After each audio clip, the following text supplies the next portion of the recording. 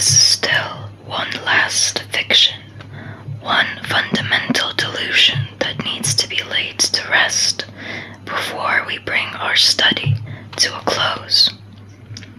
All explanations, all psychological analysis, all attempts at understanding are reliant upon theories, myths, falsehoods for support, and where possible, no respectable author ought to rout off his portrayal without exposing such falsehoods.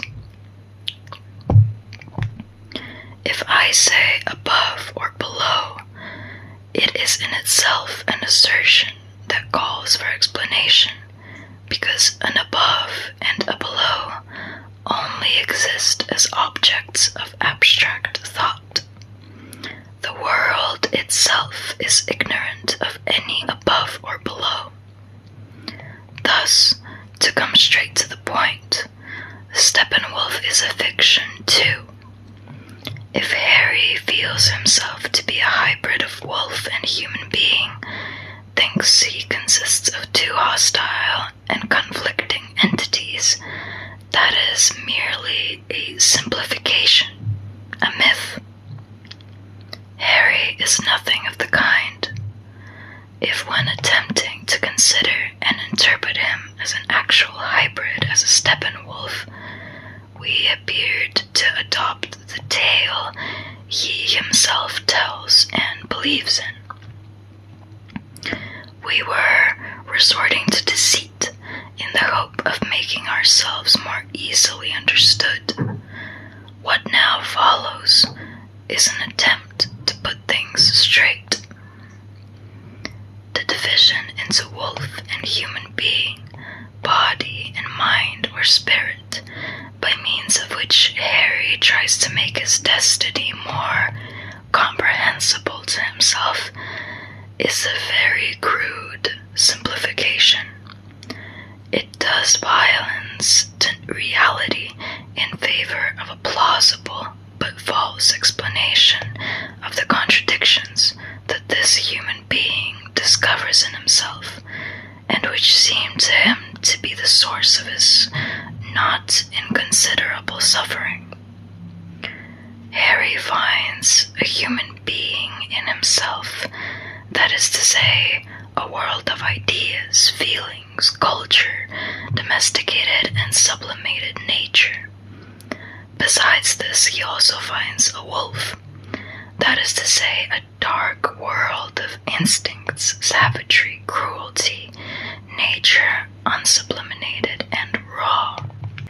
Yet, despite this ostensibly clear division of this being into two mutually hostile spheres, he has time and again experienced happy moments when the wolf and the human being got on well together for a while. Were Harry to attempt at every single moment of his life, in everything he did and felt, to determine the part played by the human being and that played by the wolf, he would immediately be in a fix. All his fine theory of the wolf would go to pieces, for there are absolutely no human beings, even idiots, who are so pleasingly simple that their characters can be explained as the sum of only 2 or 3 principal elements. And to attempt to explain someone as subtly complex as Harry, of all people, by naively splitting him into human and wolf, is too childish for words. Harry is not made up of 2 characters, but of hundreds of thousands.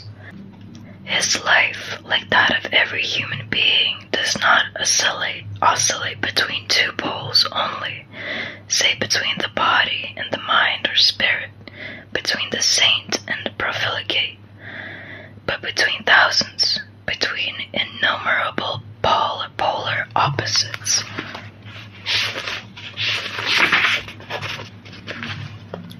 We should not be amazed at the fact that a man as learned and clever as Harry is able to consider himself a Steppenwolf, that he thinks he can encapsulate his life's richly complex design in such a simple, brutal, primitive formula. Human beings' thinking capacity is not very highly developed, and even the most intellectual and educated of them constantly view the world and themselves, for the most part themselves, through the distorting lenses of very naive and simplistic formulae. For it seems that all human beings are born with an absolutely compulsive need to imagine themselves as unified wholes. No matter how often and how drastically this illusion is shattered, they always manage to patch it up again. The judge, who, sitting opposite a murderer and looking him in the eye, momentarily hears the murderer speaking with his own, the judge's, voice, and discovers within his own self all the emotions, capabilities, and potential actions of the murderer, is in the very next moment his old unified self again. Retreating swiftly into the shell of his imagined identity, he is again a judge doing his duty, and he sentences the murderer to death. And whenever it begins to dawn on especially talented and highly strung souls that they have multiple selves, when they, like every genius, see through the illusion of the unified personality and feel themselves to be multifaceted, a bundle of many selves, they only need to assert the fact for the majority to lock them up on the spot. Scientific experts called in to help will diagnose schizophrenia, thus ensuring that the rest of humanity will never have to hear a cry of truth from the mouths of these unfortunate people. But why should we go to great lengths to express self-evident truths that any thinking person should recognize, but which is not the done thing to express? Now, even if some human beings advance only to the point where they replace the unimagined unity of the self with a broader, twofold entity, they are already close to being geniuses. Or, at any rate, interesting exceptions. In actual fact, however, no self, even the most naive, is a unity. Rather, it is an extremely diverse world, a miniature firmament, a chaos of different forms, different states and stages of development, different legacies and potentialities. All individuals nevertheless endeavor to view this chaos as a unity, and speak of themselves as if they were simple, firmly shaped, clearly defined phenomena. It would seem that this delusion, which is common to all human beings, even those of the highest order, is a necessity, just as essential to life as eating and breathing. The delusion is based on a straightforward instance of transference. As a body, every human being is a single entity. As a soul, never. Traditionally, literature, too, even at its most sophisticated, operates with ostensibly whole, ostensibly unified characters. In literature, as we know it so far, the genre most highly regarded by experts and connoisseurs is drama. Rightly so, for drama offers the greatest opportunity to represent the self as multiple, or might do so, if only outward appearances didn't contradict this impression, each individual character being deceptively portrayed as a unity, because he or she is inevitably encased in a unique, unified, and self-contained body.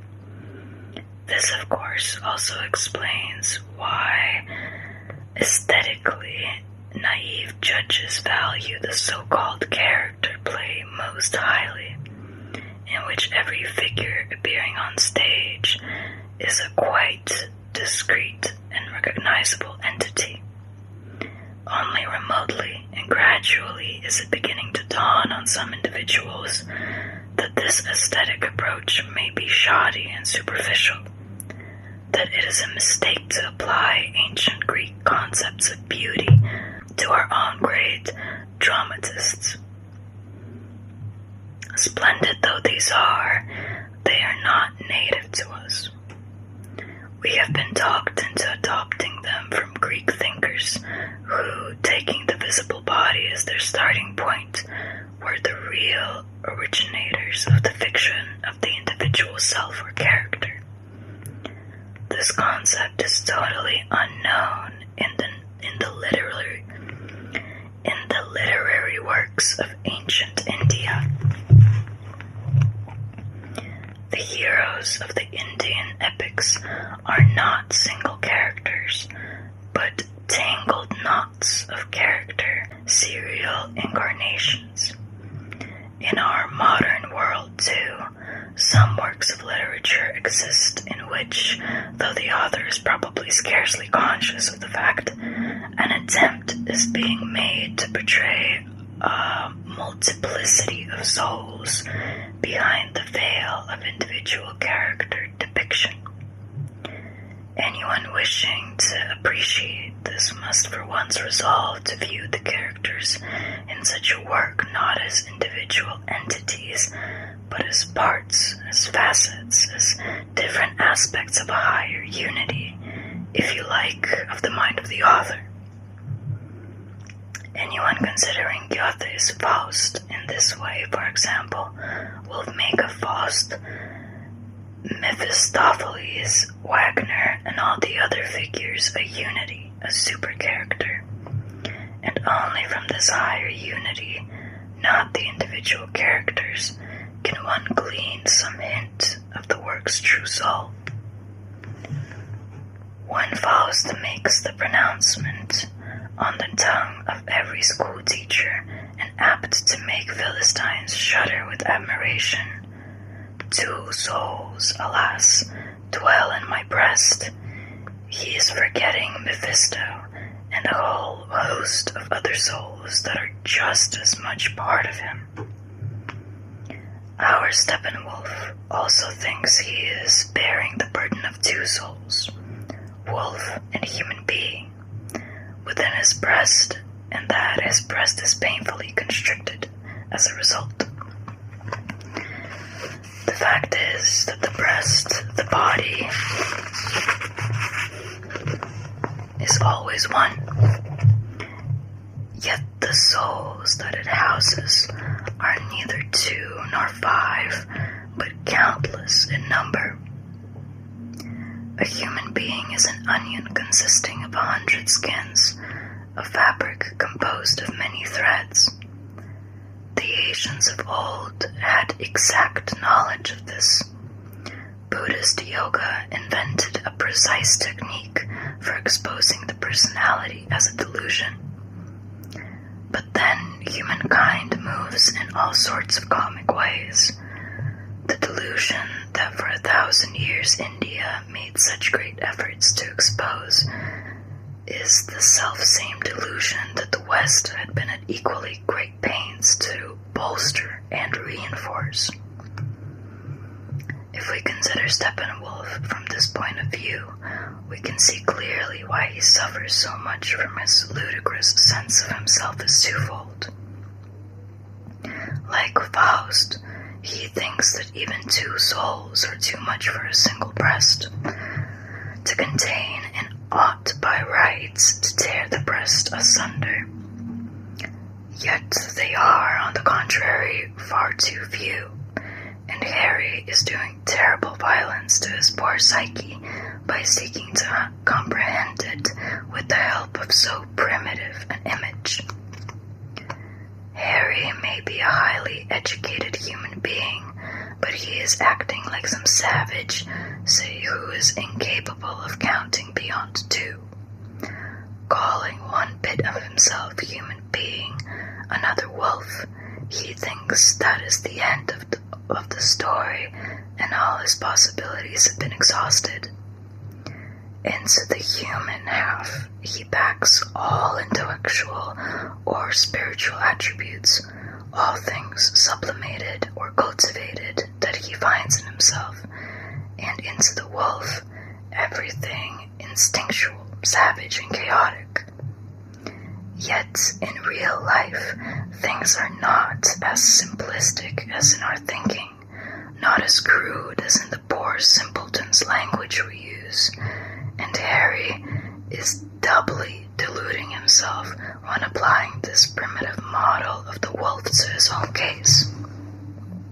We fear that whole areas of Harry's psyche, which he attributes to the human being, are by no stretch of the imagination human, while parts of his character that he assigns to the wolf have long since progressed beyond the merely wolf-like. Like all human beings, Harry thinks he knows perfectly well what human beings are, yet he most certainly doesn't know, even though the truth dawns on him quite often in his dreams or in other states of consciousness he has difficulty in controlling. If only he could memorize these fleeting insights, could as far as possible make them his own. Of course, human beings are not fixed, enduring forms, which was, despite suspicions to the contrary on the part of their leading thinkers, the ideal view of the ancient Greeks, but rather experiments, creatures in transition. They are no less than the perilously narrow bridge between nature and spirit. Their innermost destiny drives them in the direction of spirit towards God, while their most heartfelt yearning pulls them back towards nature, to their mother. Wavering between these two powerful poles, human beings live their lives in fear and trembling. What they understand by the term human being at any given time is never more than a transient agreement entered into by a majority of respectable citizens. Very true. Under this convention, certain extremely crude physical impulses are rejected, declared taboo. A degree of consciousness, cultured behavior, and debestialization is a requirement. A modicum of spirituality is not only permitted, but even insisted upon. The human being of this convention is, like all bourgeois ideals, a compromise. It is a timid and naively cunning attempt to dodge the powerful demands of both the wicked primeval mother, nature, and the irksome primeval father, spirit, and to make one's home in the lukewarm atmosphere of the middle ground between the two. This is why conventional citizens permit and tolerate what they call personalities, yet are prepared to hand over these personalities to that Moloch, the state, and constantly to play the one off against the other. It also explains why those they declare heretics can today be burned at the stake, those deemed criminals can be hanged, only for monuments to be erected to them the day after tomorrow.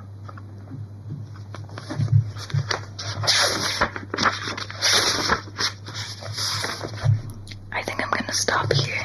My throat is getting a little bit sore, but this is really interesting. I am really, really liking the philosophy and the thoughts of this author. I can't say that I agree with everything 100%, and since it is an older book, there are some offensive things in here as well that I have decided to omit, just not read them. But yeah, this is still very interesting. makes you think, and it is very good for discussion. So yeah, I hope you guys enjoyed. If you like the video, if you like my content, please leave a like, subscribe. It really helps. It really does. And yeah, and if you want to support the channel even more, you can always have a look at my Patreon and